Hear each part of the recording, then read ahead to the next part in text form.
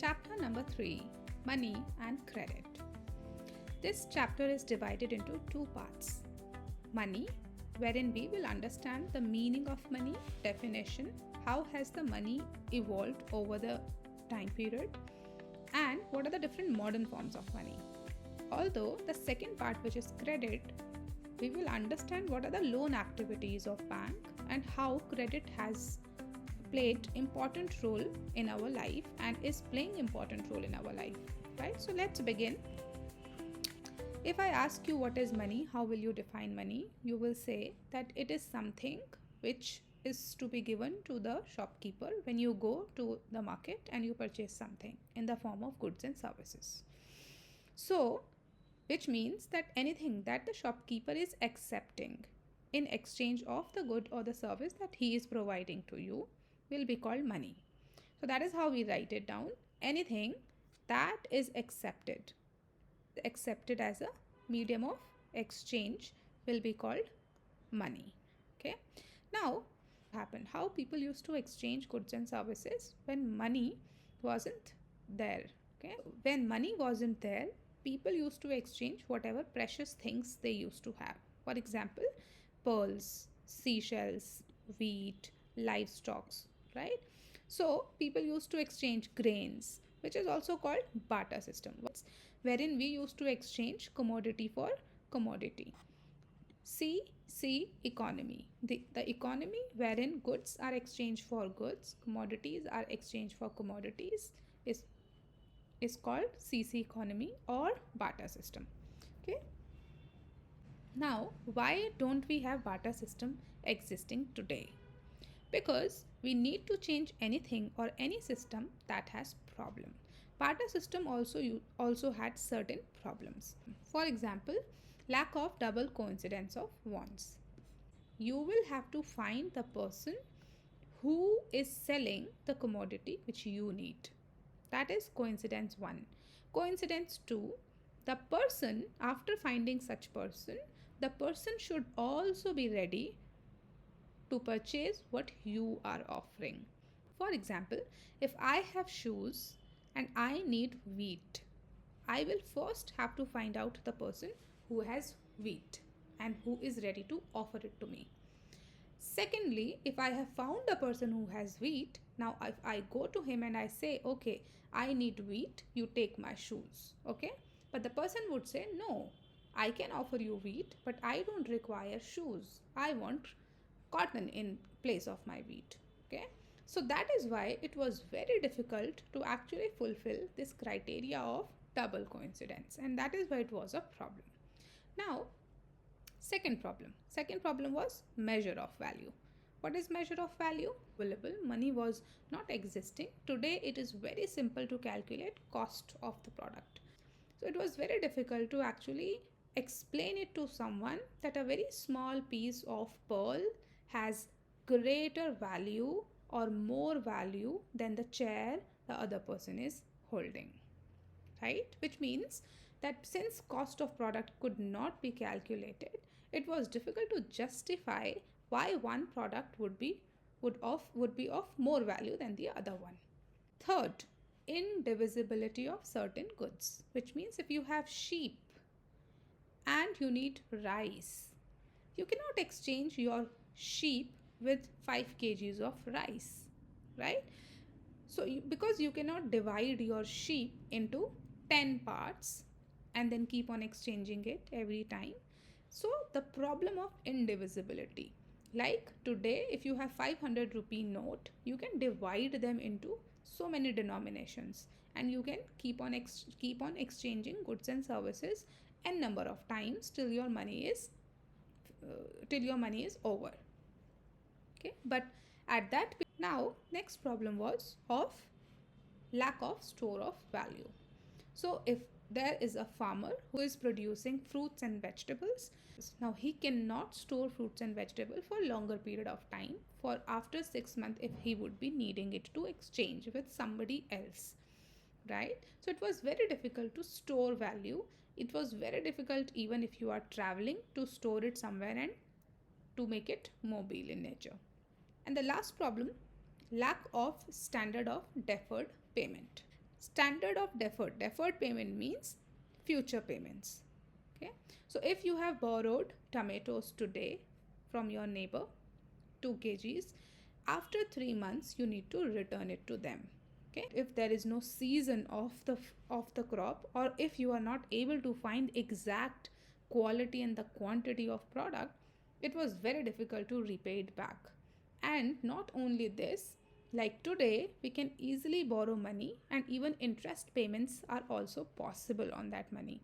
And that is how banks are doing the function of money creation. Now let us understand modern forms of money. Modern forms of money, if I'll ask you what are the modern forms of money, you might say cryptocurrency, digital money, e-wallet, UPI, etc.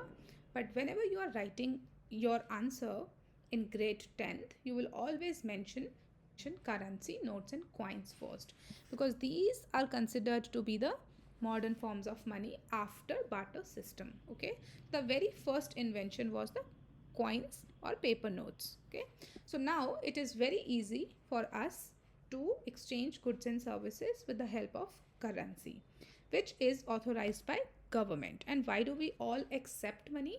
Because it is authorized by central government, and it is illegal to refuse a payment made in rupees.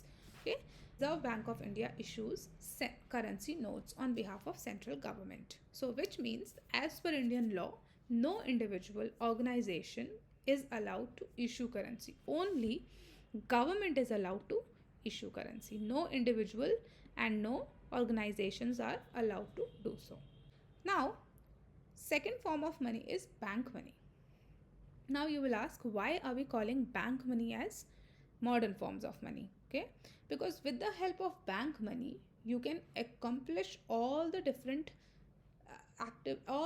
facilities which is provided by money, which, because it is this facility which lends it the essential characteristics of money. So if you want to make payment towards your electricity bill, telephone bill, you want to pay someone who is staying abroad, it is very easy that this form of money will help you make such payment, right? Moving on to next, loan activities of bank. Now, how does a bank function? It is very interesting to understand. Now suppose there is a person who is called Mr. A. Okay, Mr. A has 100 rupee note left after all the expenses he has incurred. He is left with 100 rupee note to be saved. Okay, so what will he do? He will go to the bank and will ask bank to keep his 100 rupee in the account that he has opened. Now on this 100 rupee, there are two reasons why Mr. A would want to keep his 100 rupee in the bank. Reason number one is to keep the money safe and secure. Okay, to keep the money safe and secure in the bank account. And second reason would be to earn rate of interest on the money that you are saving. Okay, so bank will not only keep your money safe, but will also provide you with some rate of interest. Now how will bank provide you rate of interest? That 100 rupee that you have deposited in your account, after keeping, now bank will do one thing before this money is given as loan to the other person, Mr. B. Bank out of 100 rupees will keep some small proportion as reserves, say 10% of 100 rupees. Okay, so bank will keep 10% of 100, that is rupees 10, as reserves. Keeping aside whatever is left, that is 90 rupees, can be used to be given it to Mr. B, who might be the industrialist, who might be the farmer, anybody who would want to do any productive activity or their own personal consumption use. It's taking loan from bank. Now here comes important part. The rate of interest that bank has to give to Mr. A. Supposing the bank provides rate of interest at 6% to Mr. A. Okay, while bank will give money to Mr. B, government is going to charge from interest rate which is higher than what they need to provide to Mr. A. Okay, so they are charging with 9% from Mr. B and they are giving 6% to Mr. A. Whatever the 3% is left is the profit of this bank, which they will keep with themselves. Okay, so that is how loan activities of bank are done. Now here comes very important point to remember. All the deposits that Mr. A is making in the bank, okay, can be withdrawn on demand. Can be withdrawn on demand, and that is why we call it demand deposit. We call them demand deposit because anytime you want to withdraw your money from that bank account, you can easily withdraw them on demand, and that is why we are calling it demand deposits. Okay. Terms of credit. Credit means borrowed money, loan. Okay. There are certain terms which you need to fulfill if you want loan from a banking institution. For example, first term is there will be some interest rate at which you will be given money. Okay. For example, in our previous case, Mr. B took 90 rupees of loan on interest of 9%. So 9% is the interest rate both the party will agree upon. So there will be some interest rate which the borrower will have to pay. Second thing comes collateral. What is the collateral? Because bank is providing you with money, bank will need surety that you will come back and repay 90 plus 9% of interest to bank. So for that, bank will always ask for something to be mortgaged. Okay, something to be mortgaged as collateral, which is called guarantee to the lender until the loan is repaid. Once loan is repaid, you can get your security back. What can you put as collateral? You can put your property papers as collateral, your livestock as collateral, your fixed deposit documents as collateral, your gold as collateral, and any other precious thing. And comes mode of payment. Third term of credit is mode of payment, which means how are you going to repay the principal amount. What is principal amount? The amount of loan that you have borrowed. In our case, that is 90 rupees. Okay, so if somebody has taken 5 lakh rupees as loan, 5 lakh rupees will be called the principal amount. So you need to first provide the principal amount back to the bank along with rate of interest. So here bank would want to know what will be the mode of payment. How are you going to repay it back to them? That is third term. And now comes the fourth term, and very important. The bank would be interested in knowing where do you stay, what is your identity, what is your name, and every other thing. So all the legal requirement will have to be fulfilled before you take loan.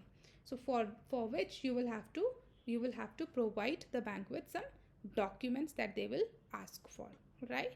Like address proof, your identity proof. Combining all four of them will form terms of credit. Combining all four of them will be called terms of credit.